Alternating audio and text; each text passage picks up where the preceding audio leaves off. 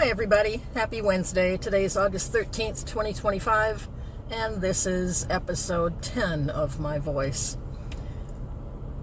It's evening, and I know normally I record these in the morning, but today I've been kind of trying to decide exactly what I want to say. This is a tough topic for me. And so I've been putting it off because it's a tough topic. Topic is bankruptcy.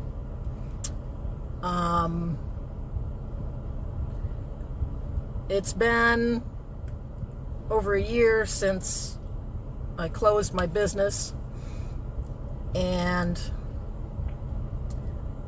I've had debtors reaching out to me trying to get payment, and I don't have the money to pay. And finally, yesterday, I got notice that one of those creditors is talking about taking me to court to get the payment. And so I reached out to my bankruptcy lawyer to see if I had any options, and he basically said, no, I think it's time that you actually file bankruptcy. So in a few episodes ago, I talked a bit about shame, and so this is a pretty painful, shameful topic for me. I hate that I have debts that I haven't been able to pay. It just makes me ill.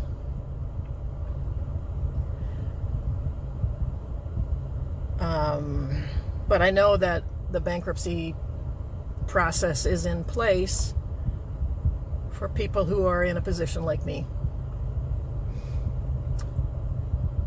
And to put things kind of into perspective, I have a friend last night who posted that it was 10:30 at night, and she noticed that her cat was acting kind of strange. And she found a 3.5-foot black rat snake in her living room. I would have absolutely freaked out. And so my thought upon reading her post about that snake was, would I rather try to deal with a 3.5-foot black rat snake in my living room, or would I rather file bankruptcy? I think I'd rather file bankruptcy.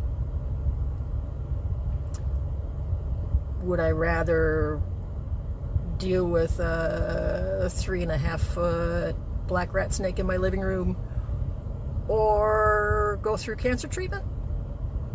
I think that I'd probably deal with the snake. Hard as it would be, I really don't care to go through cancer treatment again. But as silly as it is, when I kind of put that perspective on it, bankruptcy doesn't terrify me like the stupid snake would terrify me. And it is a mechanism for me to reset, start over, and get my financial life cleaned up. So I'm trying to not spiral down that shame scale again, and try to keep things into perspective, and remember that this is a process that's in place for a reason. So my next step is to schedule time with my bankruptcy lawyer and get a better understanding of what the process entails, and I have a few other questions about it as well. But I guess I have another thought on shame that I wanted to share. The other day I was watching some guy on YouTube talking about shame, and he said shame can be defined as the distance between your current self and your ideal self. Most people think that the antidote to shame is achievement,